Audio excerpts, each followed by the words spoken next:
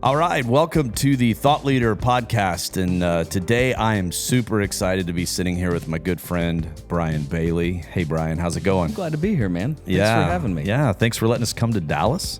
Yeah, well, I'm glad you asked permission. We did have to ask permission. Yeah, well, we got clearance. So well, it was good. the last time we were here, Chris met some people, and, we just needed to make sure it was good for us to come back. And so anyway, man, we last night we had the opportunity to have you involved in our Thought Leader Live event here. That was cool. We really appreciate that. It was great to get to hear you respond to some of the questions that came in and get your perspective on some of the topics. And we're back here today, and what we want to do is, we think at Thought Leader it's very important for us to not only tell our story, but for us to tell ourselves our story. Yeah, that's a good point. A lot of times what we do is a little isolated throughout the week. I don't know if that's ever been in your world or not, but I don't have any problems like that. Yeah. And, what we have found is that, when we get into those hard times, whether it's dealing with team members, leadership, or we're just kind of in a dry desert season, that when we can tell ourselves our story again a little bit, it just renews our spirit. Yeah. And so that's kind of our focus with this podcast, and what we want to do with you today is just to, we're very interested in your story, but also just to give you that exercise of kind of telling us and yourself that story. So this is like a therapy session for me. It's, Is mildly. this an intervention? Yeah, come on in, guys. Okay. Come on in. I probably need it. Yeah, we all probably need it. Let's be honest. So anyway, real quick, just tell everyone that might be listening who you are, what you do, just at the high level currently, and then we'll get started. All right. Well, if you do happen to be listening, my name is Bryan Bailey, and I am currently the director of media at Prestonwood Baptist Church here in Dallas, Texas, in Plano. And my team's responsible for all the audio, video, lighting, as well as video production, content creation. And I've got an amazing wife, Jenny, that we just celebrated our 23rd anniversary. Yeah. And a son, Caden, who's up at Oklahoma Baptist, just finished his sophomore year. So that's our life right now. That's awesome. And the dogs and the fish. Yeah, all the things. Extended family Yes. within the house. Yes. Yeah, that you're responsible for. I am responsible for them. So let's start. All right. Where were you born and raised? What did that look like? I was born in Amarillo. Okay. Amarillo so by morning. Pure Texan for Right on. sure. Right on. Born in Amarillo and was there for 3 years before our family moved to Dallas. Okay. My dad had a flooring business that he started. He started in carpet and then ended up doing flooring and everything like that. And there was a lot of opportunity in the early 80s as downtown Dallas was cropping up with new buildings. And so we were here doing that. And unfortunately, about mid-80s, his business went down with all the real estate collapse that happened and kind of put us into an interesting environment with, bankruptcy and all that sort of stuff. So early on was learning a lot of interesting lessons about finances and credit and how all that works. And how old were you kind of when that? I was in third grade. Third grade. So and about what, 8? I cannot remember. Something like 8 or 9. Yeah, I think it was 8 or 9, and just very I was very aware of all of the things that were going on. So that was interesting. And for him, it was so my dad was saved and very involved in church, but for him that was a huge turning point spiritually because he all of a sudden realized who his friends were. When you go from having a lot of money to having less than no money, everybody kind of filters out. Yeah. And that's really when I think my mom and dad got more heavily plugged into church. So starting around that time, him and my mom, they were Sunday school teachers for 7th grade. And that awkward stage. Yeah, for some reason. So my dad was the sort of person who gravitated to difficult people, being a difficult person himself. So they loved serving in student ministry. So starting at an early age, I was always at the church. I got saved when I was 6. Okay. I was an oddly intellectual child, always a little old for what I really was. We would call that mature, right? Some people would call that mature. Yeah. Some people call that other things too, but it worked out fine for me. But got saved at an early age. Actually got saved in the office of Dick Baker at Prestonwood. He was the music minister at the time. We got to Prestonwood in 1982. Okay. And so I've grown up there, my whole life. Got saved in his office, got baptized, and my parents were heavily involved in everything. My mom actually worked for multiple ministers at the church, Okay. all the way through school for me, even into college a little bit. So I also always got to see the other side of ministry that a lot of church members don't necessarily get to see. Yeah. And God used that in a positive way for me. God doesn't always use that in a positive way for kids who grew up in that. I have plenty of friends who that turned their mind in other directions. Sure. And I understand that. You experience some things that people just don't want to talk about in the church. Yeah. And for Prestonwood especially, it was nothing immoral or anything like that. It's just you see the fact that, these are human beings. Right. That sin, the ugliness of human beings sometimes. And so for me, it was just kind of like I was just kind of soaking that all in and becoming aware of it. But I felt called at a very, very early age into ministry. And at the time, I really believed it was to be a worship leader. So I've sung my whole life, lots of performance at school and everything, and grew up in the youth choirs at Prestonwood. Rick Briscoe, massive influence on me. Rick is still at Prestonwood. It's fun to actually be That's awesome. on the team with him now. Yeah. But I grew up in his student choirs, and so we did a lot of performance, a lot of singing, a lot of mission trips, that sort of thing. And he's actually the one who got me connected with Washita Baptist. And so that's where I ended up going to college. So let's stop there for a second. In high school then, Yeah. what were you active? I mean, obviously your parents were at the church, and it Yeah. probably felt like your first home. Oh, a lot of absolutely. time, right? It was slept at all day Sunday, house, but- Wednesdays, any other days. in high school. Yeah. What did that environment look like? Were you in the band? Were you in the choir? Did you play sports? Yeah, I was in the choir. In the choir, Yeah, I okay. played football in middle school. Yeah. And I loved it. And then when I got to high school, I intended to play football, and immediately it was just a different culture. Like I got in that first day of practice, and the language, the attitudes, the everything. It's like, well, this isn't The fun. intensity was there that it wasn't there. It was fun before. Yeah, right? it was fun before, and then it's like, well, I'm not going to be a football player. So I pulled out of that and went full blown into choir. Football to choir. And so, heavily That's the involved normal in choir. transition. Yeah, that's what I'm sure. Usually by force, but yeah. Right. Full blown into choir, and like I was in all region, all state, all that sort of thing. Oh, wow. So lots of musicals, all that. So on the school side, I was totally involved in all that stuff, and always pulling friends from school into stuff that we were doing at church. Sure. So for our discipleship now, our D now is called Freedom at Prestonwood, and I'm a little bit of a control freak. Possibly. And so instead of just being put into whatever house they would put me in, I would create my own house. And Right on. I would invite enough people to fill a house, and then I would say, and I want so-and-so to lead it. And, so I manipulated that a little bit. But it was worth it because every year there were friends of mine that would come to Christ through that. And That's awesome. God was able to really connect school and church a lot for me. So it wasn't two totally separate things, which was really neat. Right.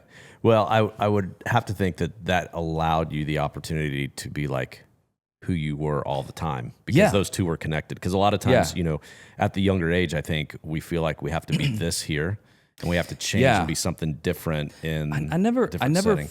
had that issue. And also, so I grew up in Plano, and so Plano schools at the time, it wasn't, I didn't have a lot of the same issues like cliques and stuff like that a lot of other schools would have. Plano was a very kind of all accepting, all encompassing thing. So you didn't have a lot of those sort of deals, which was nice. And then the church aspect, back then, I mean, my dad actually spoke at our baccalaureate for our senior year. Very cool. And so back then there was less of this divide between, schools trying to keep the church out of what's going on. So that was a nice world to grow up in. Yeah. It's not like that anymore. So I want to know, because there's got to be a story. Everyone has a story, either junior high or high school, where you kind of did something that maybe you shouldn't have, and I like the ones where you got caught, because that's where you learn the lesson. Sometimes you do something and you don't get caught, but like, do you have something that pops to your mind where it's like, we had this moment with me and Johnny, and I was and am a rule follower. And so I, for the most part, did not get into trouble with two exceptions. One of those was a fight. A kid punched me at school. I didn't retaliate, but I retaliated the next day at the bus stop. And ambushed him, huh? Still have a scar from his braces right here on my on my knuckle. All right. I won. So it was pretty quick. So there was that, and that was just kind of an outlier. And then my best friend at the time in junior high, we would hang out and spend the night on Friday nights and stuff like that. And he had a girlfriend who lived a ways away, and he decided that we were going to go see her. And so there were, I think, 3 of us that were spending the night, and we left and walked. And if I could show you the map to show you how far we walked as 8th graders, I think, it's frightening. Like, it is, I look back at that and just think, how did that even happen? Like, that couldn't happen today. It was, and so we did that, and we walked all the way over there, and it was there are small stories within that story that I probably won't get into, but when we got back, his parents were waiting for us, and they sent me home to my house, and it was 3 a.m. And I was going to ask what time it was. Had to make the call.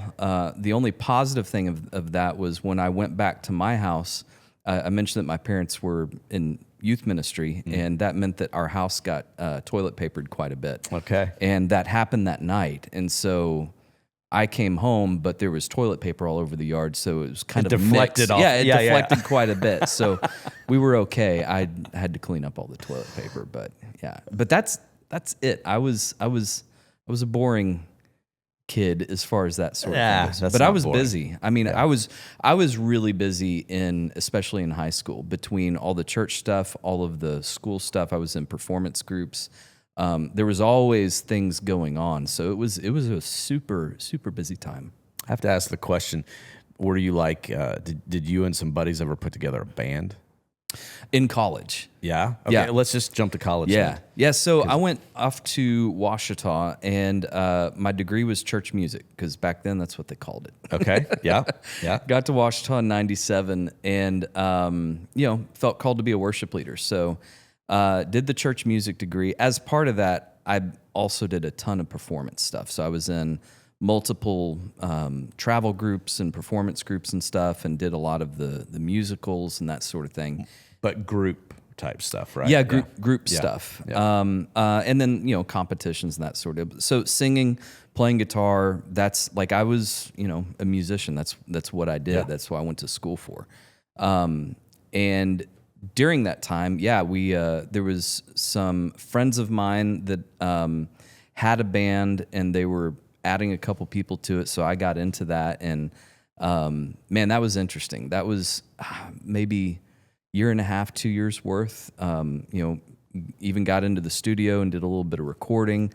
That was a really cool experience, because being a part of a group like that, I love ensemble work, whether that's a small choir, a big choir, a band. Like, there's just all the dynamics that go along with that. Yep. And there's something about being in a band that is different from some of the other ensemble stuff. There's a lot more personality issues that come in.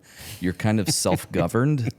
And which, in all these other groups, there's a director. It's Right. like whatever that person says, that's what we're going to do. Everyone follows. In this, it's like, well, I've got an opinion. Yeah. So here's what I think, and that's a dumb idea. And Yeah. so you have to learn how to either hold that together or be like, forget this. Yeah. And that was a really huge experience for me. It also changed musically how I looked at a lot of things, how I played guitar, even how I sang, depending on what part I was playing in whatever particular song. And it was a really, really good experience.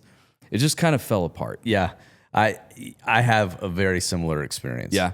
In high school, but I have to ask a question because our band, I would say, we had a couple different versions of the band. Okay. That I was in, but I would say probably the majority that was the highlight for me is we were like the local Stephen Curtis Chapman knockoff band. So Nice. if it was a Stephen Curtis Chapman song, we were doing it. So like Great Adventure. Yeah. that was our big one, right? We kicked every set off with that. Yeah. Did you ever get a cease and desist or anything? Or? No, Okay. no, we never did. We were doing small youth events and just things around the area. But what was a song that you guys did that you were like, that was kind of our tune? Like we love to do that song as a group. We didn't really do many covers. We did a lot of original stuff. Okay. Yeah. Wow. Any of the covers we were doing were more just worship songs. Yeah. But all of the stuff that we were like performing was all original stuff, believe it or not. Which All right. several people in the group were really fantastic songwriters. Okay. And so we did a lot of that. We did open for Wayne Watson once. Oh my gosh. That was like, Wow. for me, that was like, oh my gosh, Pretty cool. Yeah, it was Yeah. nice. Yeah. It was nice. It was in McKinney. First Baptist McKinney had Wayne Watson, and several folks in our band were a part of that church. And so Wow. we got in on that.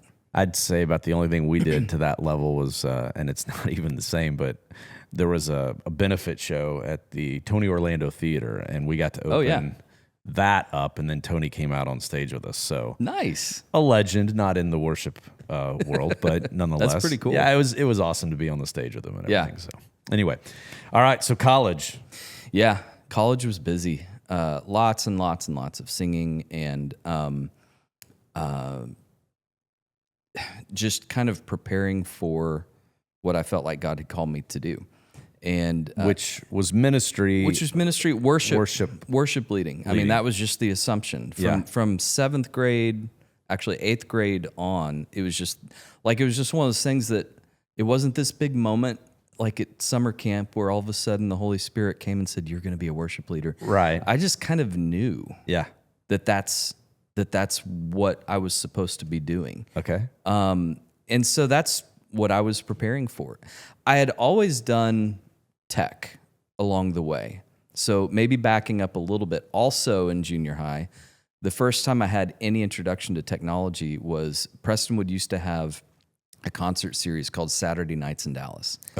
And it was legit. Sounds cool. Like Yeah. it was huge names, all the big names at the time. And I got pulled in one Saturday night. I was over in the student building. They said, we need a follow spot operator. And for some reason, I was a person that they chose to do that. Heck yeah. So it was either 7th or 8th grade, I went over there and had to get, apple boxes to stand on. These were Super Troopers. Yeah. These Yeah. were with the grenades inside. the massive, spotlights. And I fell in love with it. So I was running follow spot for everything, including our big Christmas show that we did. So I was in the Christmas show, and then starting in high school, I was more on the tech side of the Christmas show.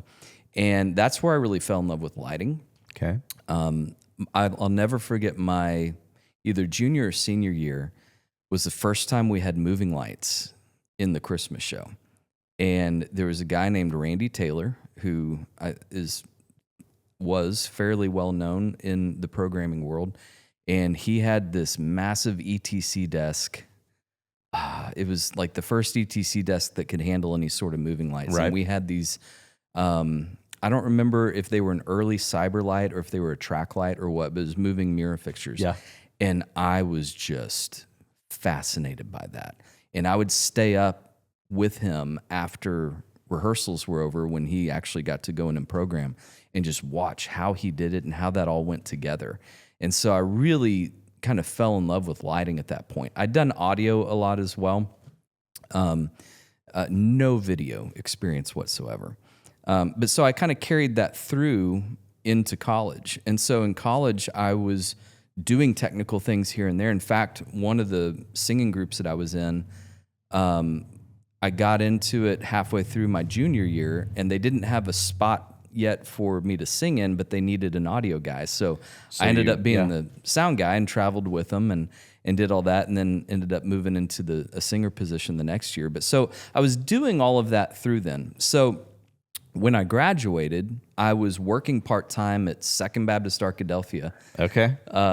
It's a massive place. But Second Baptist is a fantastic church, and I was helping to lead worship there. And so I wanted to stay and continue to help with that, and just felt called to that. And so when I graduated, the person who was the technical director at the Performing Arts Center at the school was leaving.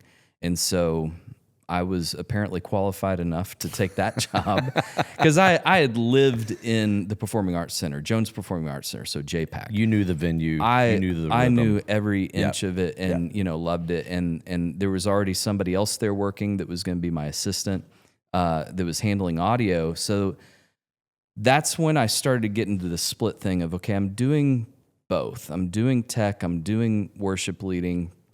Both sides of the stage. Both sides of it. Yeah. And it worked really well at that time. But before long, I started to realize this is probably not going to continue to be both. Yeah.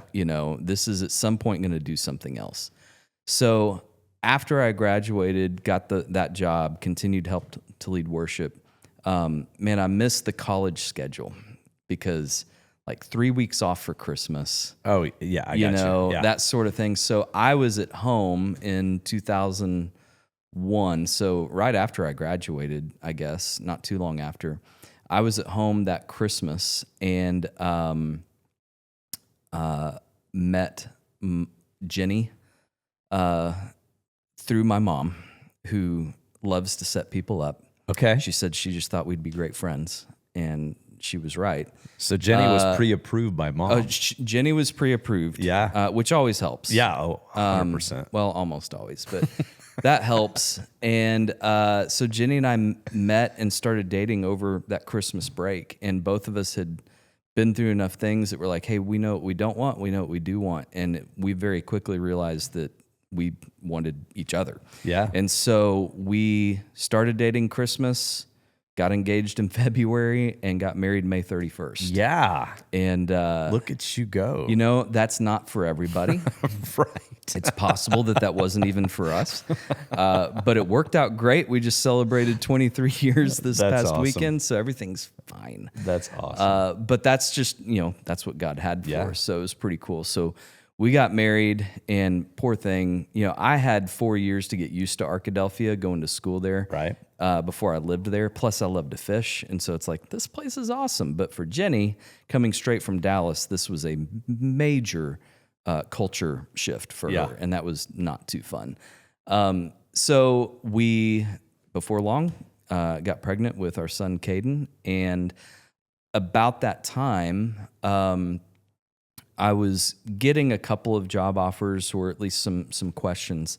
And a guy named Chris Hinkle, who was the media guy at Prestonwood, got a hold of me, and he asked for my lighting portfolio. And while I was working at Ouachita, I was really digging into design and that sort of thing. And from a theatrical standpoint, learned a lot about, how to do lighting design and what this craft is like and everything. Sure. And, just really dug into that, which was awesome. So Prestonwood made me an offer to come be the lighting director. And it was one of those things that Jenny and I had to sit down and really talk about, like, okay, so this is going to be a full-time technical position. I'm not going to be a worship leader anymore, per se. What does this mean? Is it like, this all seems to be what God is doing, but it just feels, when you've sung and performed and been a musician and felt called into ministry in a particular way since you were in the 7th or 8th grade, Yep. to all of a sudden have this kind of switch flipped. Yep. It's scary and it's confusing in some ways. But there was just something, God just gave me a peace about it that kept me, thank goodness, from feeling that tug of like, but I'm a singer. Right. You know? Yeah. But this Yeah. is what I do. And it's kind of what we talked about a little bit last night with that idea of where do you find your value and your worth? Yeah. And unfortunately, for many singers, performers, worship leaders, whatever, Yep. that's where that value comes from. It's Yeah. like, what would happen if all of a sudden you couldn't sing? Yeah. What does that do to you? Yeah. And so for me, I think God really just sent me this peace to keep me from struggling with all of those things quite so much. Yeah. It's still a struggle. Today, it's hard. You know, I was just telling Caleb Moore, our worship leader, the other day, it's like, sometimes I'd just like to sing.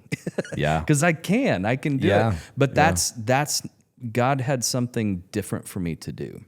I think the interesting part about that is we talk about this a lot, that, as Christians, we have a calling. And quite frankly, I think we could argue that all of our calling is the same.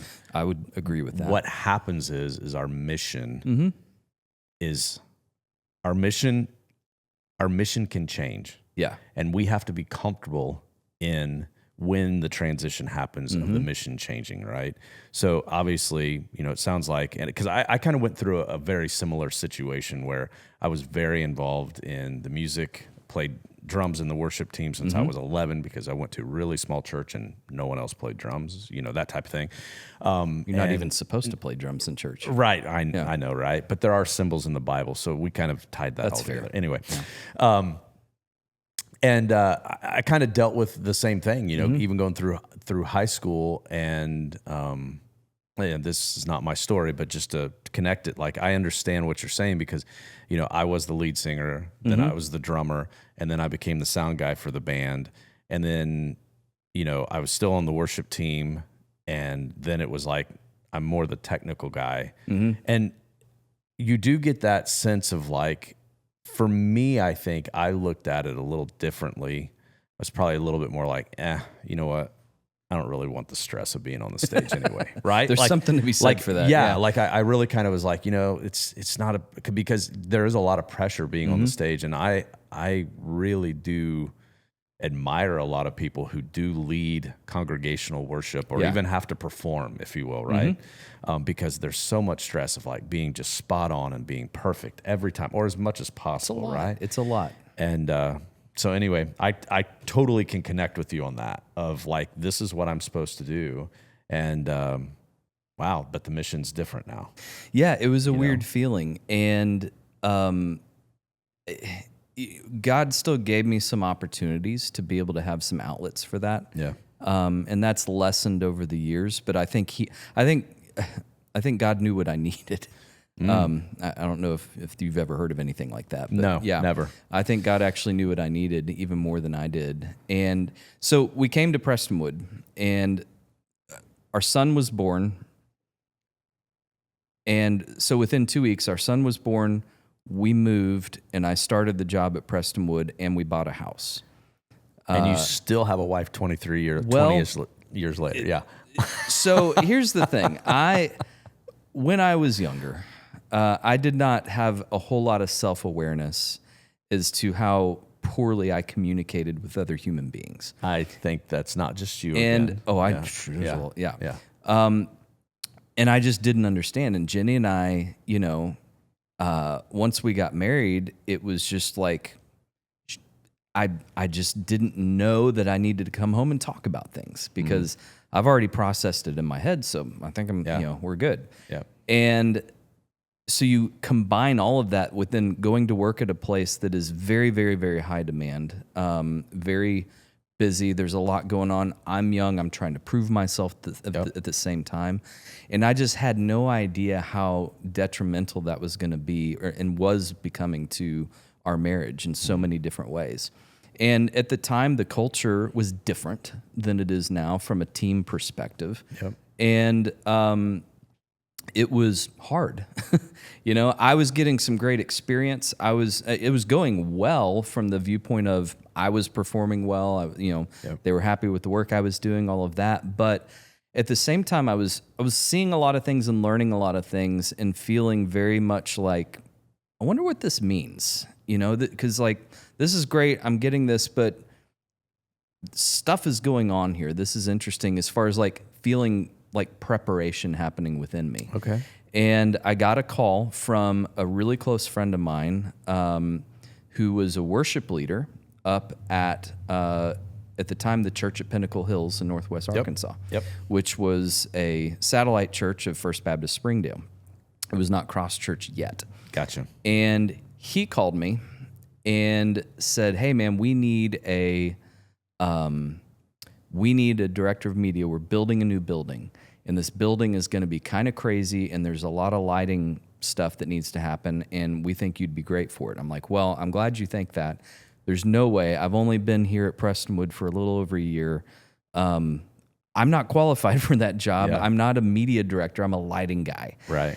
And I told him, I was like, I could probably handle the audio side of it, but the video, like, I don't know any of the video stuff, and y'all are putting in HD and all this stuff. I don't know. I'm not an expert in it. Yeah. Yeah. And so, he and I talked a couple different times because he kept calling me back. And then it was crazy because Donnie Bronner, who at the time was the owner of Bronner and Associates, which was mainly a lighting thing at the time, he was doing all of the Christmas show lighting for us at Prestonwood. At Prestonwood, yeah. So I'd gotten to know him and Ron.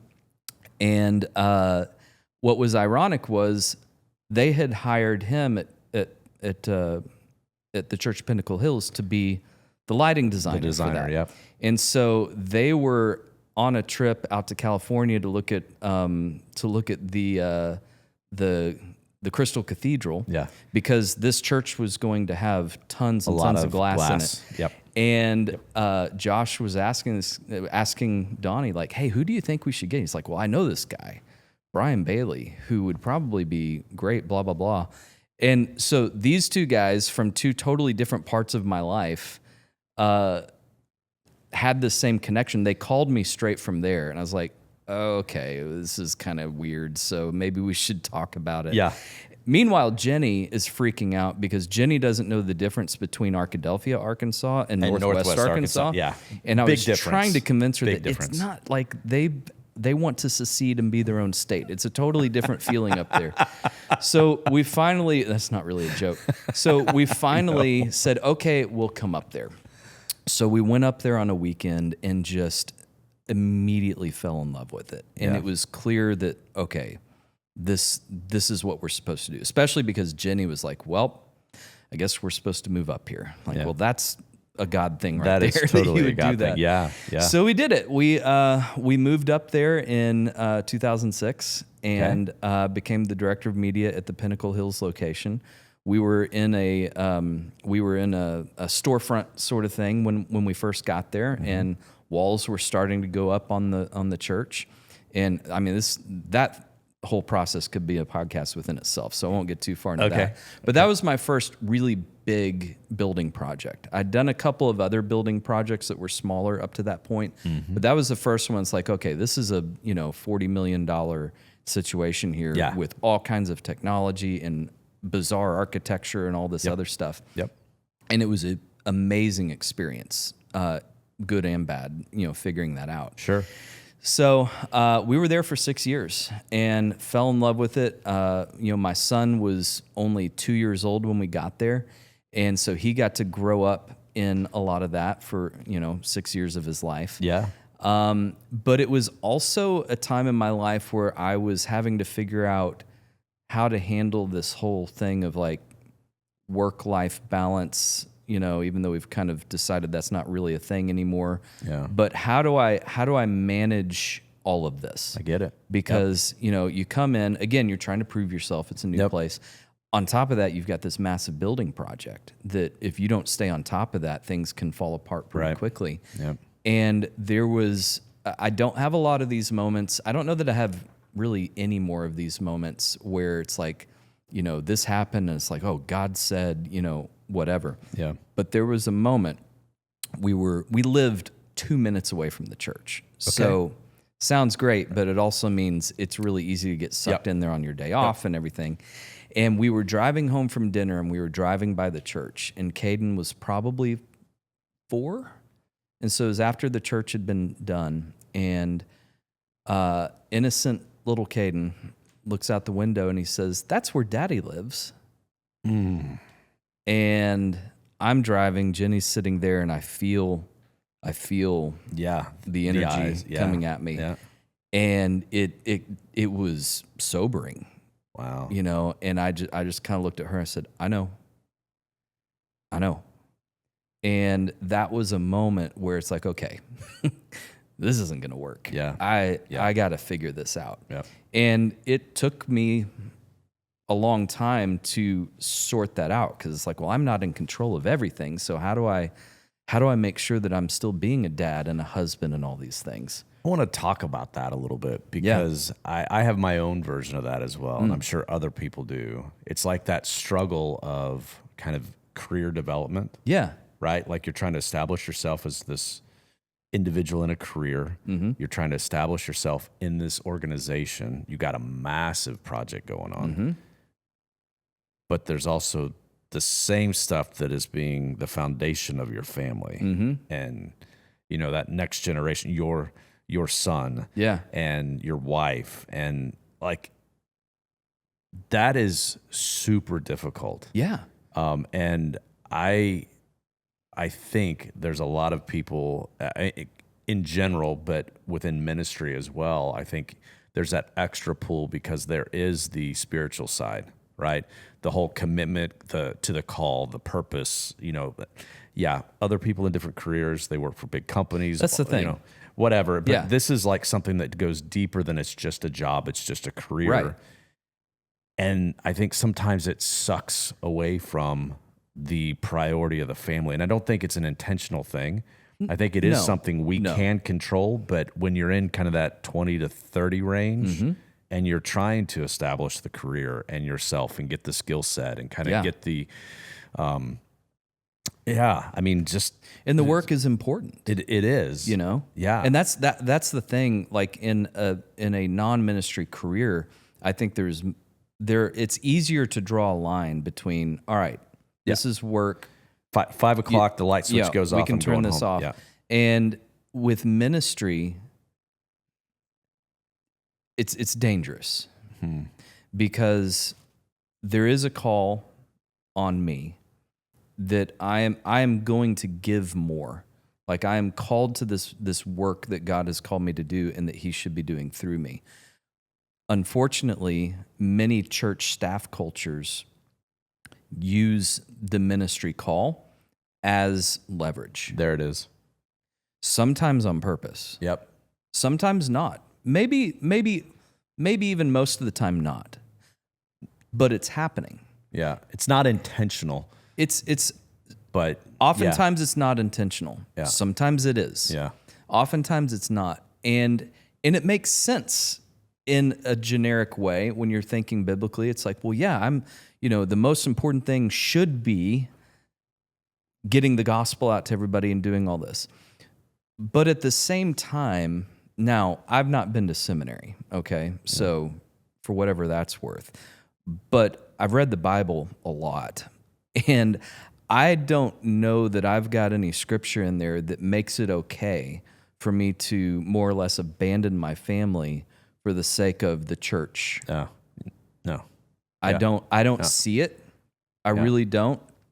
It doesn't make sense to me biblically, scripturally, that God would be okay with my actions and how I'm treating my family, turning my son against the church because of how I've impacted him that way. Now, fortunately, that didn't happen. Yeah. Good. But it certainly caused some issues. Yeah. Caused a lot of issues with Jenny and I. We had to do some marital counseling just for me to even become aware that, oh my gosh, this is what's happening. And my dad my dad was an interesting guy. So after he his business went bankrupt and everything, he was doing he started doing a lot more ministry, but he was making custom rugs for money. All right. And so he would make rugs out of his house, and people would come over. People were just drawn to him. People would come over and watch him make these rugs and do like counseling with him. Like he would talk to them about stuff. He had dug into the Bible. He was incredibly wise and all of that. And he just had the ability, like, just to sit down with him, and he could challenge you. He could encourage you. He could do all of these things. And he ended up selling that business and going full-time into his own ministry, where he did counseling and discipleship all day long into the night. It's called Ichthus Ministries. And it started as a branch of Preston Wood's Ichthus Bible study for students. And then when they shut that down, he just kept going, and it turned into this ministry. And my dad was the sort of person who would also get the midnight visitors who were ministers at churches coming in to just lay it all out there. In the dark of the night. Yeah. And when it was clear that I was going into ministry, my dad really, pushed on me that, look, he would say, the church is a cruel mistress. You will give everything you've got, and then you are still easily replaceable. You will give everything to the church, and whether the church means to or not, they will take it all from you. And so you're the only one who can set up those boundaries to know, okay, here's how I can serve the church and protect my family and maintain my sanity and all of these things. And that sounds really cruel to the church, but like you were saying before, it's not usually intentional. Yeah. It's just the way that the process goes. Yeah. And so it's up to us to protect our spiritual lives, to protect our family lives, our personal lives, and everything through that, so that we can still be usable by God. Because, again, that's part of the thing that doesn't make sense to me. If I lose my marriage and my family, then I'm no longer qualified for ministry. I've not been able to keep that up. So those things don't go together. Yeah. I'll tell you, that's, I wish boundaries, you said it. I was thinking it earlier. You said it. And I think that is the key. Yeah. I mean, I wish I would have 40 or 20 years earlier understood that. You know what I mean? I do. Like really understanding the boundaries. And I think there's even a part where you have to look at it. But, we talk a lot about being, a servant's heart and servant leaders and all of this thing. And that doesn't mean that you are like fourth or fifth in line. Right. Or your family is sixth or seventh in line, right? I think sometimes we have to reflect on, like, what is my value? What are the things that are right for me? Because if I'm going to be a good leader to my team, I have to be a healthy leader. If I'm going to be a good leader in my household, to my son, to my wife, partner with my wife, I have to be healthy spiritually, mentally, physically, all of those things, right? And so creating the boundaries so that all of that stays in check. Yeah. Almost can feel selfish, but I think it's imperative that we have to remain humble, but be a little selfish to understand, like, who am I and how can I be that person to the people around me? Well, I think now more than ever, we have, sadly, so many examples of people who've not done a good job of that. And they're publicly falling. And you dig into any of those, and you see all of that. Yeah, you see how poor the spiritual and the mental health was in them. And if I'm going to lead a team, if I'm going to lead worship, whatever it is, that should be happening from an outpouring, from an overflow. Absolutely. And if I am not filling myself spiritually during the week, all week long, if I'm not filling myself in a healthy way emotionally and relationally, then, and here's the problem, I'm a really good performer. Yeah. So I can flip that switch, and Yep. you're not going to know for the most part, but that's not sustainable. And I believe that because I've seen it, God will bless the work that you're putting into it way more when you have put in the work to be healthy in those ways. Yeah. Yeah. I think we all can be, but I'm gonna zero us out a little bit. I think we men are real good performers. Yep.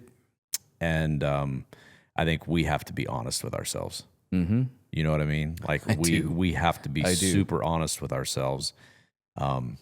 We live in an environment where we get one more device or one more widget or one more thing that allows us to do twice as much work. Yep. And then that just puts that much more stress on us. And we perform. No big deal. I figured it out. I got it. But we still have those things going through our mind that's taking up that mental capacity, that heart capacity that we should be investing in other areas. Yeah. So you know where we don't perform well is at home. Yeah. No. We do the performance outside, and then we get home and we are who we are. Yeah. And that can be miserable. I don't know if you ever said this to your wife, but I did. You know, it's like, hey, the reason I have to travel, the reason I have to do all this stuff is because I want to take care of, provide for the family. You know, and for me, there was a moment, and we all will have it. If you haven't, or if other people haven't, you'll have that moment to where you're like, am I really providing for my family? Well, the scary thing for me was my argument was more, I'm doing this because this is what God has called me to do. Yeah. And that's what scares me. Yeah. Because it's all wrapped in a very godly looking package. Yep. And I was blessed that God was able to wake me up and through several different things that happened in my life. One of those was my dad passed away suddenly not too long after we got up to Northwest Arkansas from a heart attack. Just boom. One of those, you know, it was a Sunday afternoon call from my mom, and it was just like, everything's different now. Yeah. And so a lot of that stuff that he had poured into me suddenly became a little more poignant. Yeah. And you're remembering more of those things. And so, you know, that time in Northwest Arkansas was difficult. It was great, amazing people. We had the right, you know, God put amazing people around us to get us through that time. And we still, we miss living in Northwest Arkansas. It's a beautiful place. The people are amazing. But it was kind of a building time for me. It was setting me up for something. And it was interesting because towards the end of that time, I was not being utilized in a very strong way. So kind of one of those things where 4 o'clock would roll around and it's like, well, I mean, guess I'll go home. Which was kind of nice. I mean, I could use that every once in a while now, but at the same time, it's like, okay, hold on. This isn't what God has for me. God has something more for me.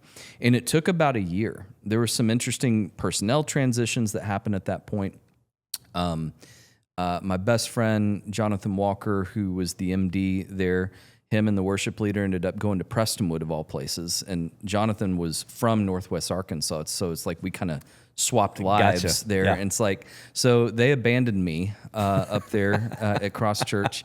And so I was there for about a year after that, just kind of struggling with this, like, okay, God hasn't told me to go yet, but he's also made it clear that I'm not going to be here forever. And that's a weird place to be in.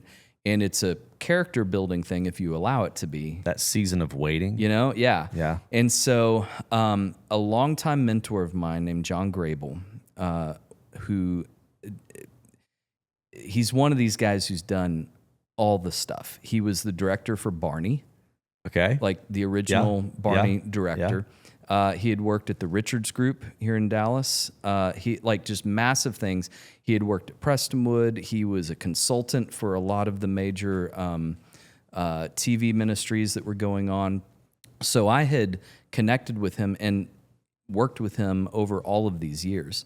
And he started talking to me about First Baptist Dallas. Robert Jeffers had hired him there at First Dallas to be over all communications and media and everything. Wow. And so we started talking, and it was a long process. But it was a Holy Spirit thing that ended up happening that kind of flipped that switch again into this transition. And so we ended up accepting the call to go to First Baptist Dallas in 2011. And that got Jenny back. Yes, got us back home to family. All of our family was there. So, at that point, Caden was, 8 or so, I think, 8 or 9. Yeah. And so we got back to Dallas, and man, I went from being underutilized to like maxed out. Redlining? For sure. Yeah. Because once again, I showed up at a church that had just started putting walls up on a new building.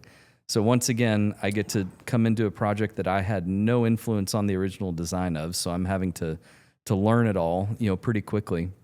This time it's a $135 million project that's going on. A little bit bigger. And they're putting in insane technology. And this was a really, key time of my life because I got there, we're pretty small staff. It was me and I think I had a full-time audio guy, a full-time AV guy, and a full-time video person.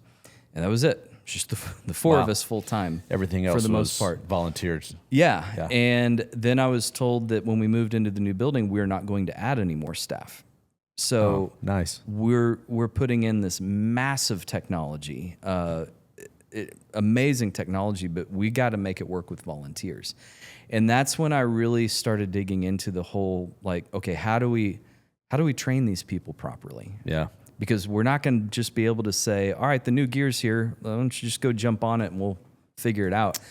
So we had that ability to make a lot of changes because everybody was scared of what was coming, including myself. Yeah. So, people ask me a lot about, hey, how did you come up with this? And I'm like, I'll be honest, it was fear-based. I mean, I had to come up with something that was going to ensure that we could pull this thing off. Yeah. Because this thing had been designed with nobody considering what it was going to take to actually pull it off. Right. Or even the knowledge that 4 people were going to be the ones responsible for pulling it off, executing. Yeah.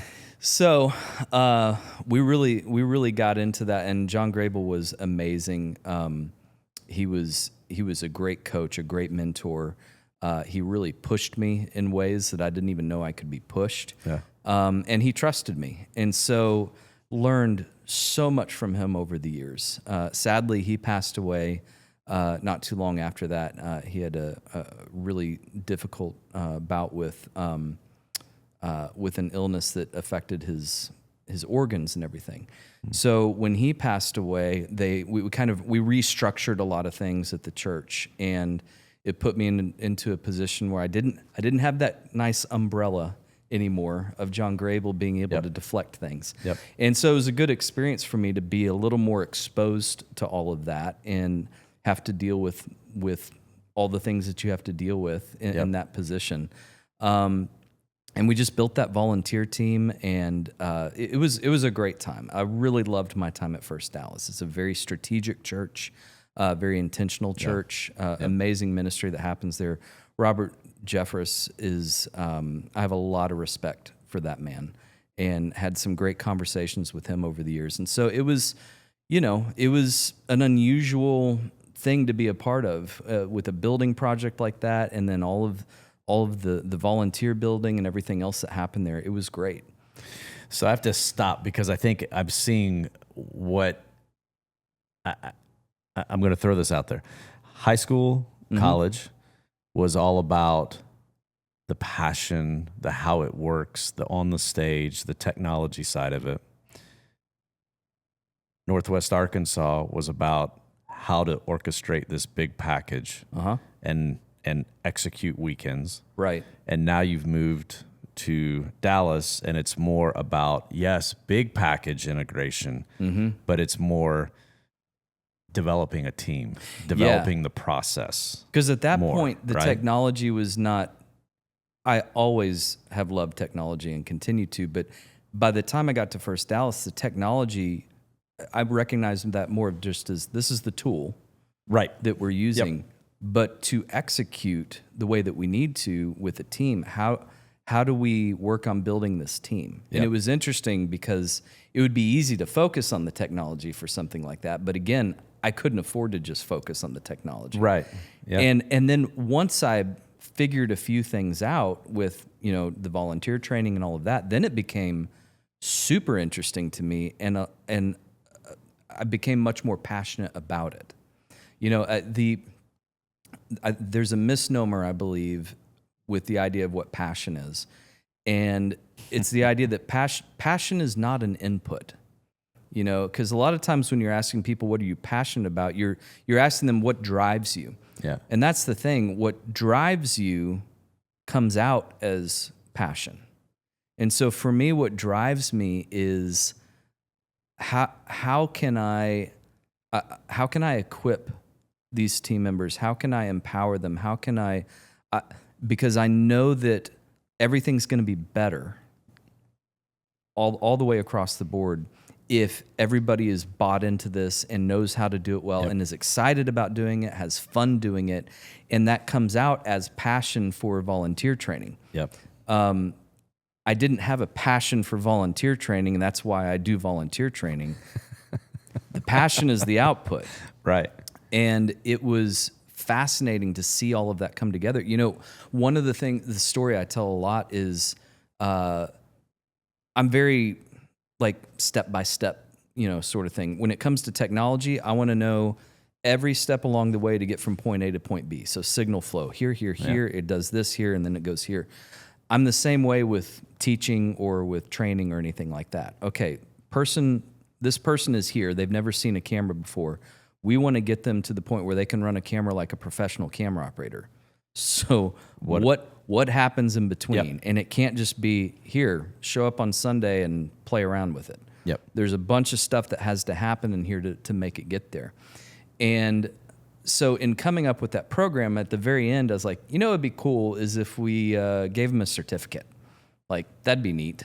Kind of flippant, this kind of makes it official, whatever. Oh, no, everyone loves I had no idea what that meant to people.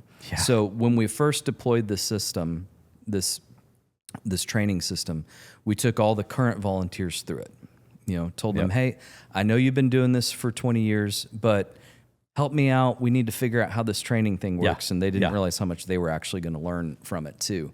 But we had a graduation dinner for all the current volunteers to get their certificates.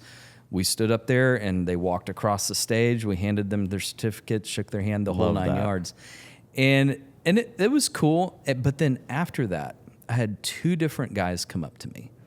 One of them in his 40s, one of them in his 50s, separately. And they both said, I've never graduated from anything. I don't have a certificate like this. Wow. And it just floored me. And it humbled me because I was like, okay, these things that we so flippantly just kind of come up with of this would be cool, and maybe we could do that. This actually has impact on people's lives. This is part of the ministry that we do. The encouragement that these volunteers get by being trained at such a high level and now being able to execute. And you give them a certificate and they're like, wow, I don't have a certificate. I mean, I tear up every time I talk about it's got that. me. It's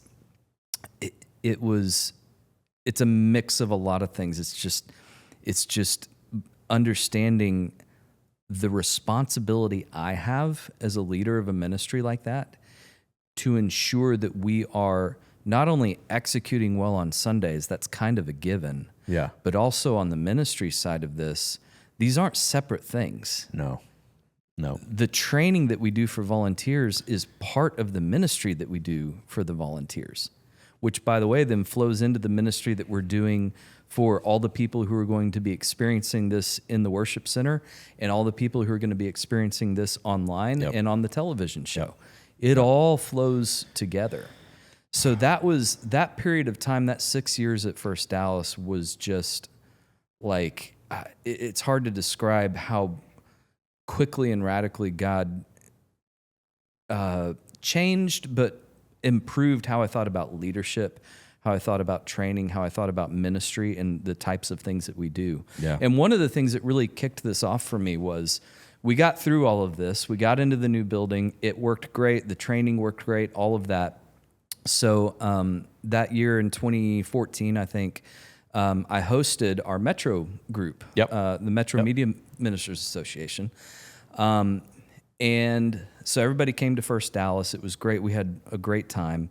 And they asked me to do a session on the training program. So, I'm still fairly new in the group. I'd been in there 6 or 7 years. And there's guys in that group that are, I look up to at some of the largest churches in the country. Yeah. So I did my thing. And at the end, I left a ton of time for Q&A. Because I got to the end of it after explaining what we did, and I said, so I want to hear from you guys. Like, what are y'all doing for training? How are you doing any sort of system like this? And it was quiet. Not a single person said anything. And you could feel in the quiet embarrassment and conviction.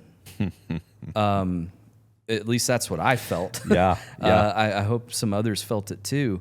And it made me angry because, and again, this may be the other moment in my life where God like dropped something on me right there. But I realized we got to fix this. Yeah. We have to talk about this. This is a capital C issue. The fact that I'm the only one who can stand in this group of 40 or 50 major churches in the country and say that we have any sort of established training system that we use, that's not okay. Yeah. And that really started me off on wanting to get out and talk to people about it. Yep. Again, it was a convicting thing. And it comes back to what I said. We have a responsibility. The technology is part of what we do, but if you want to really be considered a ministry of the church, which I fully believe that we are much more than just a support ministry of the church. 100%. This is part of that, and it takes work to do that. Yeah. So that was my time at First Dallas, and I loved it. That's awesome. It was great.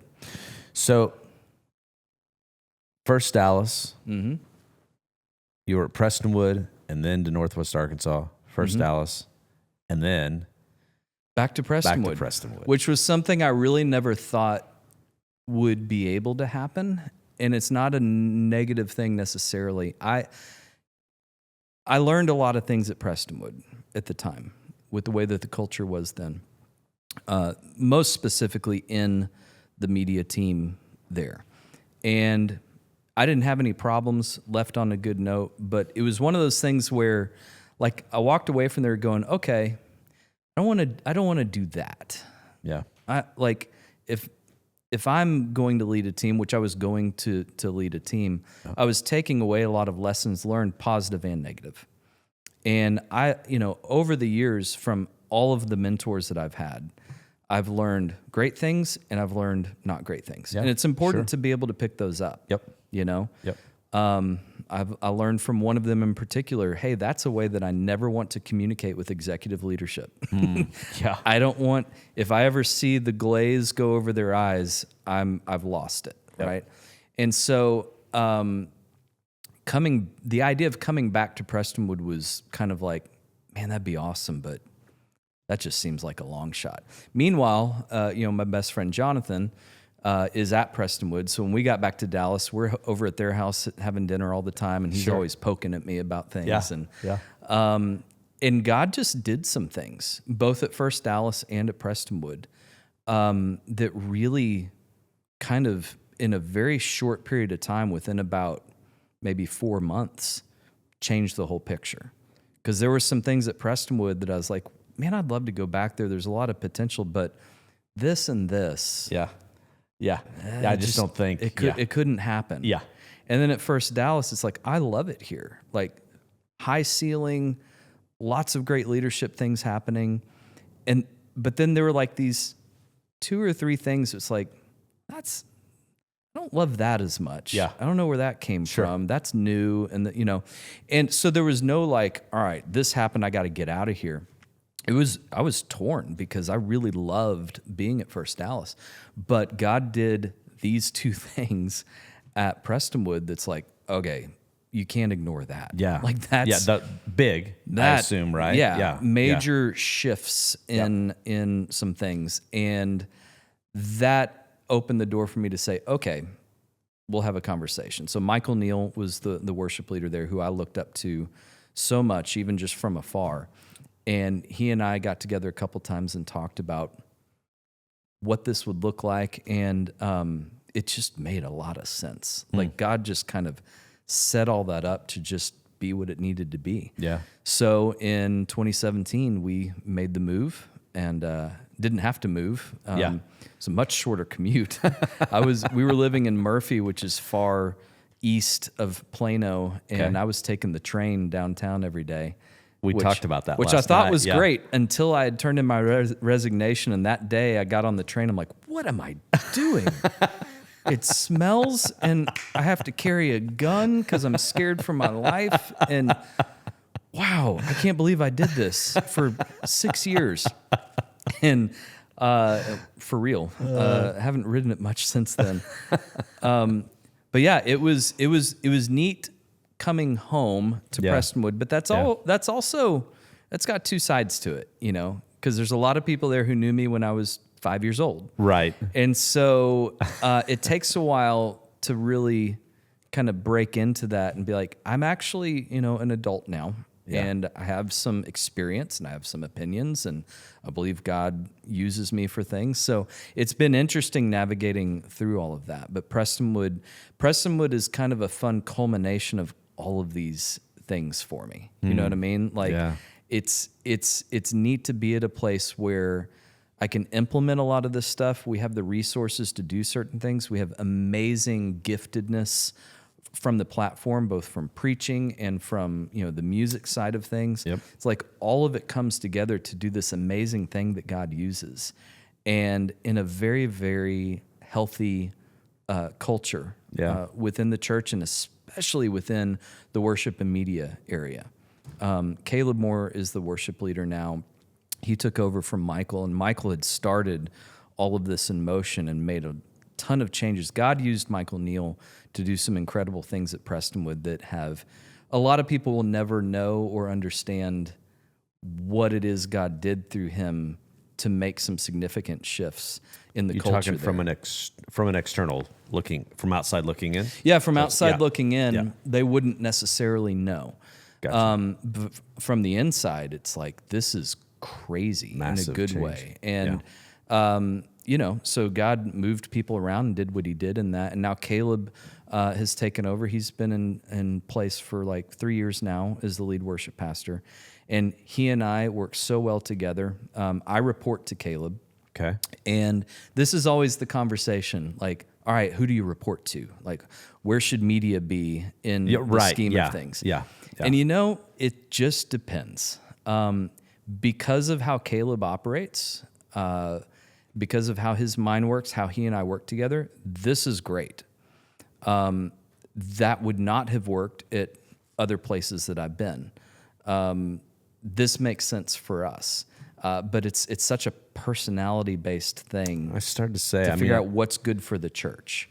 Yeah, I mean, I've seen versions of it all. I mean, I've even seen the AVL team where the audio guy reports to the music worship pastor, and everyone else reports to an executive pastor or whatever. Yeah. I think it's about your DNA and culture and the people that are there on both ends. Yeah. And how does it work the best, right? It's like for me, when I went to First Dallas, John Grable was like, hey, I'm over all this stuff. I'm hiring you because I need you to take care of the media stuff. Yep. Across the board. Okay, great. And that's what I owned.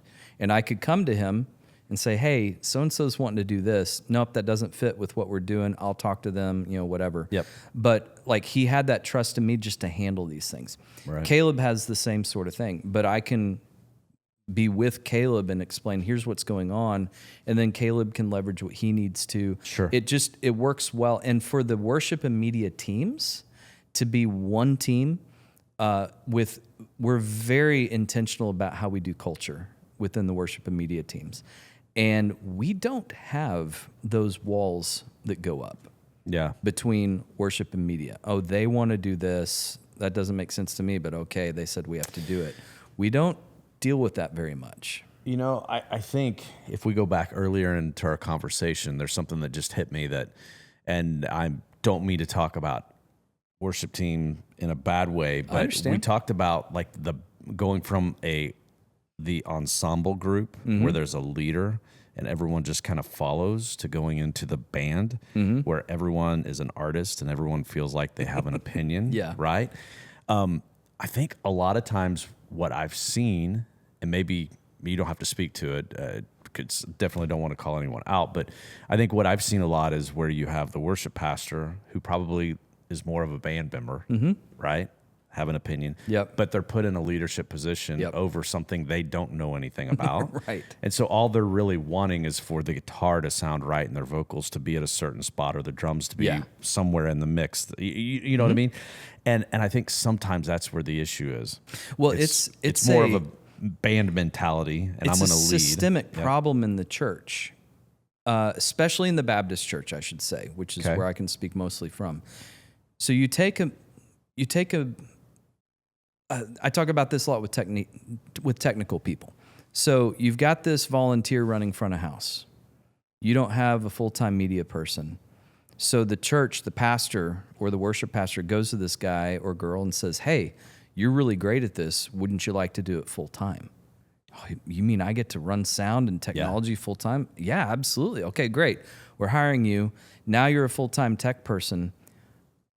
By the way, nobody explained that 90% of your job is people." Right. And the technology part, which is only 10 or 15% of it, is a given. That's got to be awesome, and you already know how to do that, but there's all this other stuff. And not a whole lot of technical people have any business leading anybody else. Mainly just because they've never been taught. They've never been trained. They've never had a good example of it.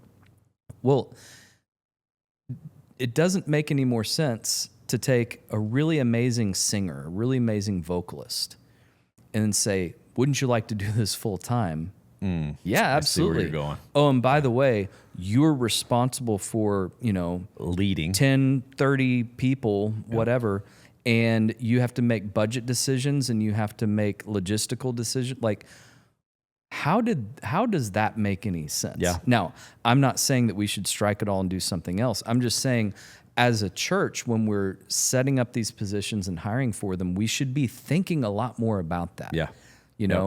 How does this creative musician fit within the structure that we currently have set up? Do we need to change that? What else do we need to do? Caleb Moore is a great example of somebody who is phenomenal musician, vocalist, guitar player, songwriter, and he's one of those rare people that also has this amazing spreadsheet side of his brain. A unicorn. Yeah, he's definitely a unicorn. So it works. He actually enjoys the administrative part of that. God has used my background to allow me to be able to be the intermediary and the interpreter between musicians and technical. Right. Or musicians, technical, and creative, like content people. So I'm able to speak all those languages and bring everybody together. So I don't think it's something where we can say, all right, here's what the formula should be for this. I think you've just got to decide, what do we want to do as a church? What makes sense? All right, here's this person who we think checks all these boxes, but not these. So let's figure out how to make him or her successful in this, which is going to make the church successful. I think you bring up a good point. I mean, I think we really have to look at along the same lines is just because he or she that got hired first, they might be the starting ground of the first AVL person, right?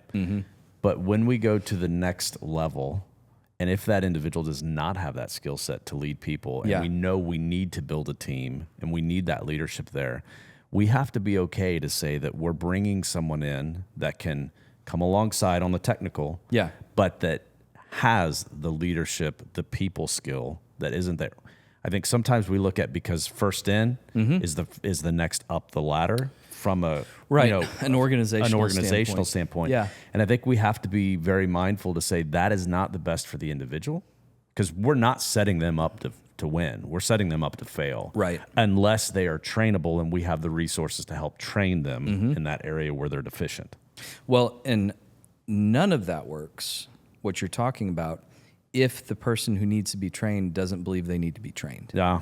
Yeah. So two things that this comes down to in my experience. Number one, and most importantly, is pride. Mm-hmm. Yep. Am I willing to understand that I need some help in these areas? That's good. And that they can bring somebody else in. And number two, that's actually associated with that, is self-awareness. Mm-hmm. Emotional intelligence is something that has been ignored for a long time in these things. Yep. And when I was working on my master's fairly recently at DBU, I was taking a lot of leadership courses and things like that. And one of the classes I took, we had to do, we had to read The Emotionally Healthy Leader by Peter Scazzaro. And we had to read this other book that was Emotional Intelligence 2.0. And it had like an assessment and everything that you took in it. And I'm reading through that stuff. I'm like, well, yeah, this makes sense, but I don't do it, Yeah. And becoming self-aware, becoming aware of how you're impacting others, all of that, that's probably the biggest thing I see these days in our world of people who do what I do, of, man, you have no idea how you just came across to that person. Mm-hmm. You said that and you even had good intentions, but that's not what came across. Yeah. And I had to do a lot of work. You can ask my wife. And she continues to help me with it. I had to do a lot of work between a lot of therapy and counseling, which I recommend that everybody do. A lot of reading, a lot of just talking to other people, figuring out how do I come across? How does that work? And that's how we're going to be able to be more successful at what God has called us to do. One of our core values in our team is collaboration, and also relational. So you can't have collaboration if you don't have good relationships with people. 100%. And that's part of the team thing, is figuring out how do we we don't all have to go get beers every night, afterwards and love each other like that. But I should want to be able to hang out with people, right. We need to have that chemistry there. Figuring out how to have that means that you've got to do some work on yourself. Yeah. And be willing to say, okay, I'm missing something here. We're doing a thing right now where this month we're supposed to get with somebody else on our team and come up with questions for them to answer to us about, how do I come across? Am I easy to work with? What are things you would suggest for me?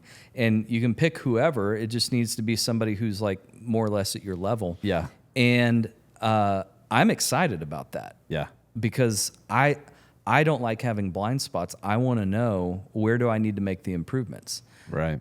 If you can't come into something like that with that sort of attitude, then it's going to be very difficult to be successful at whatever God has put you at, and for Him to be able to use you. Yeah, that's I good. believe that strongly. That's good. I'm a big proponent of self-evaluation. I also love the accountability evaluation. From someone who knows you. Not just the general public. I think the general public will give you feedback, but they're doing it on a very surface level impression, which is good to know. Yeah. But there's not much I can do with that. No. People that know you and know your surroundings and your situation a little better can probably help you really identify those things that really need the work. Right. Those core things. I probably self-evaluate to the point of driving myself crazy sometimes. And the people around me sometimes crazy. I would err on that side though. No, I really agree. I agree. I think if nothing else too, the vulnerability to the people around you is a good thing as well. You know what I mean? Because especially if you're in a leadership position to those folks ish, they know that like you're willing to like show your scars. It builds And, trust. Yeah, it does. And that's what so many of our teams lack is just the proper trust. Yeah. So I think it's important to be vulnerable and transparent to a point, for sure. Yeah. But that's how we build those relationships. This conversation is building that even just with you and I. Yeah, absolutely. Just because now we're knowing each other better, and that's part of being on a team. Yeah. Yeah. So it's been an interesting journey through all of that. Yeah. And it's crazy because I'm 46 now, and I'm certainly feeling like I'm not as young as I used to be. But it's weird though. I got that T-shirt, brother. It's weird though when all of a sudden you kind of turn around and you have a discussion like this, and it's like, wow, there's a lot of things that have happened. Yeah. There's a lot of things that God has done. Yeah, and I think you and I have had enough one-on-one conversations and even just smaller group settings where, I mean, I think for me and you in this season, it's like, really, how do we help those people coming up, the now generation, to not have to go through the pain? I mean, the pain is not bad. No, they you don't, need some of that. I mean, but really help them go, hey, it's not that important to be focusing on establishing your career at this point. Do what you need to do and go above, but you don't have to go 30% above. You can just go 5% above, right? But this over here, the family portion of it, right? That's where you need to be making those investments. Or make sure it's balanced out anyway, right? Other than my dad, I didn't have anybody coaching me in that. And again, I feel very blessed that God seemed to open my eyes to a lot of those things. So I was able to learn a lot of that stuff simply by observing it and seeing what was going on. Nobody had to come and say, hey, you should do this. But I think that's part of why I desperately want to be out there teaching and training and talking, being on this podcast, having these discussions, that the thing that we did last night on YouTube. I want people to know, I want people to be aware of what's out there for them. So that, I think the pain is part of what builds, but if you can avoid the big mistakes and you avoid at least some of the pain, then let me help with that. Because now, I teach adjunct over at DBU, just one class a semester. There's students who are going to school to get a degree in church media, which blows my mind. It's like, oh, you actually want to do this, and there's a degree for it now? And so it's like, okay, fine. Let me tell you some stuff so that you can know this right now and be so much further along. And when I look back at what God has done in my life, like how crazy is it that I've been able to work at these 3 massive churches with all of these resources, these amazing leaders, everything like that. And I just look at that and say, okay, God has given me this. I need to do something with it. Yeah. Now, I work at Prestonwood. That's my job. Yeah. And that's my focus.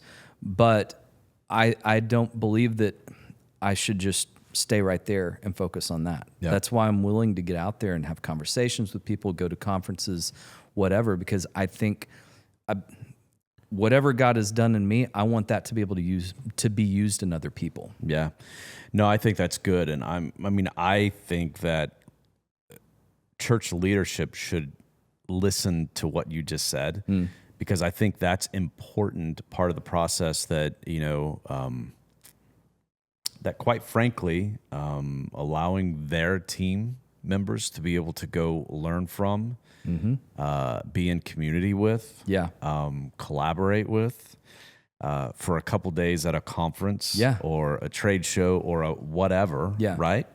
And bring that back into their team does a couple things, I think. Number one, it makes them feel a little appreciated. Sure. Like, hey, I got to go out. I got to do something a little different. It means a lot. The second thing is we do like to meet people. We like to know different people, have resources, learn from each other.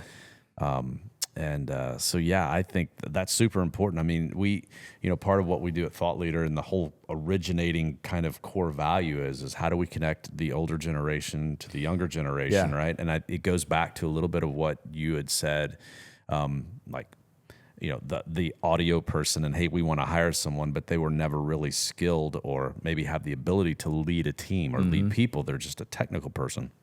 That's part of the heart behind it, quite frankly, is getting the generations in community so that the more mature, that's what we like to say, the more mature. I'm pretty mature. You're pretty mature. Yeah. Can help instill some of those experiences in the younger people. Yeah. And the younger people can, again, they're in the trenches. We're still fighting the battle here. Right. But there's some people in the trenches with you, Yeah. right? You're not having to take that all on yourself. Now, you are going to have to do a little push by yourself. Sure. But we're still there in the trench right Yeah. behind you to give you a little cover when needed. Isolation is a really scary thing. It's terrifying. And one of the things that I've talked to my team about before is if the enemy can't get to your senior pastor and do something in him that's going to take the church down, what's the next best thing? Like if you think about this from like a military standpoint, you get pinch points, right? Yeah. So the best place to attack is to create a pinch point and hit there. The media ministry is the pinch point of the church. Yep. Why? Because everything that's happening in the church is going funneling through through. this ministry. Yep. So if the enemy can do something to crush that, then he's effectively shut down what the church is able to do. Yep. And if you allow yourself to be in isolation, you're giving a foothold to the enemy to be able to whisper those lies into you, to be able to convince you that you're on your own, everybody is against you, this work is too hard. If you allow yourself to be in isolation, then you open yourself up to all of that. Yeah. That's why things like Thought Leader are so vital. Yeah, you're going to pick up some great tech tips and you're going to, whatever. But it's more about, hey, other people are going through stuff that's actually even harder than what I'm going through. Yeah. My deal's Yeah. not so bad. And just something as simple as that encouragement is like, I can do this. And sometimes it is hey, I got, Bryan, I got to call you because, man, I'm just struggling right now. Yep. And I don't know what to do. And a lot of times I'm like, well, I don't know what you should do either, but let's just vent about it, Right. if we need to. Yeah.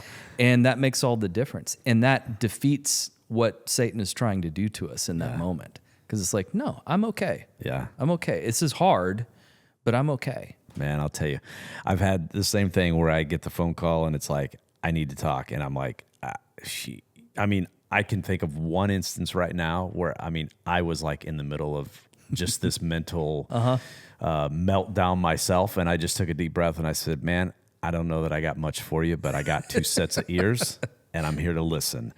And I shut my laptop down and I just kicked back and we just had a conversation. And, sometimes we just need that vent. Yeah. Right? We just need somebody to listen to us and for somebody to say, yep, Every once in a while, understand that, right? I'll pull in.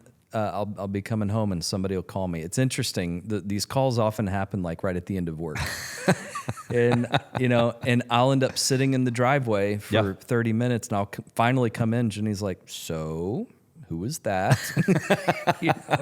But we've got to have those people. It's so important because the work we're doing is so hard. Yeah. And it doesn't matter at what scale, whether you're in a situation like mine with huge church, lots of resources, massive team, or if it's just you, or you and 2 other people, the work is hard at any scale, at any scope. And it's important for us to admit that. Like, this is not easy stuff. Yeah. But we need to set ourselves up for success from a spiritual standpoint. Yeah. So keeping our walk strong, Yep. prayer life, from a relational standpoint with the people that we work with, And then also the people that we can be connected with outside that we can just call and say, hey, today sucked. Let me tell you about it. Yep. And, let them just hear it all and say, yeah, that does suck. Yeah. Good luck, man. Sometimes that's all you get, especially when you're dealing with your own stuff. Well, yeah, absolutely. But then sometimes like, oh, you think that's bad? Well, here's what, and then there's different ways that encouragement happens. But the biggest thing there is just not allowing yourself to become isolated, because we're busy and it's easy to say, dude, I don't have time to take 2 days, or, I'm not going to be able to get that time off, or there's all the excuses that come in with it, and you just got to stop it. Yeah. It's important. It's too important. I agree 100%. Well, Bryan, I have absolutely really enjoyed getting to hear your story. Thanks, man. And I feel like that I know you better. I knew you pretty well, I felt, but like you just, you locked in a lot of the things that I was filling in the gaps myself, if you will. Yeah. And so I appreciate you coming in and sharing with us today. This was fun. It was good. Seriously, it's good therapy. It is. I mean, just to be able to talk through this, and it's important to be able to look back on these things and be reminded of how good God is. Yeah.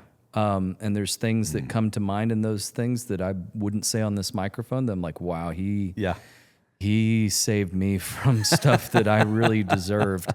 But then to like, I will leave here with kind of a renewed feeling of my calling. That's awesome. Because, this is how he works in our lives. Yeah. So I appreciate you letting me be able to say all this I have stuff. one more question for you. Okay. Because we end every one of these, and take as much time as you want to respond to this. Is it, what are my thoughts on Bigfoot? No, but Okay. we'll talk about that in a minute. That's a good one. Man, Yeah. we should have asked that earlier. That would man. be great. No, we basically asked the question, if you could go back to the 18-year-old Bryan Bailey, knowing what you know now and the experiences that you've had,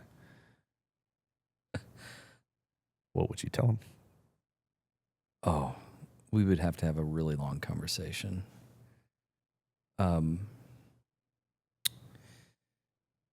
think the 18-year-old me would need to hear, don't put so much value into what these other people think about you, or what you think they think about you. Because I made a lot of decisions in my 18 to 21-year-old time period based on loyalties that I shouldn't have been so loyal to, based on trying to salvage relationships that didn't need to be salvaged. And all of that it's kind of the opposite of being like self-centered. It's like not necessarily a people pleaser, but like, all right, I care for this person, so I want to do whatever I need to do to show that and to maintain this relationship, whatever that may be.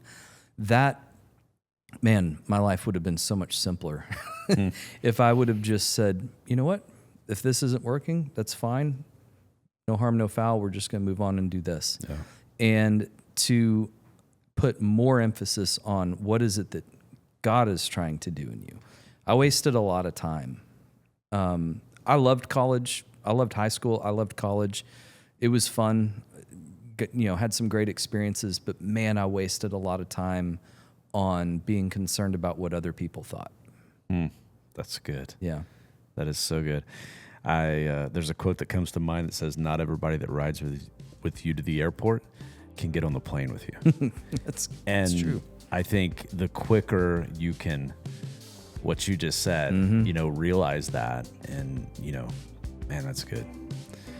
Bryan? Yeah. Thank you so much, man. Thank you. This was a blast. Great chatting with you. Appreciate it.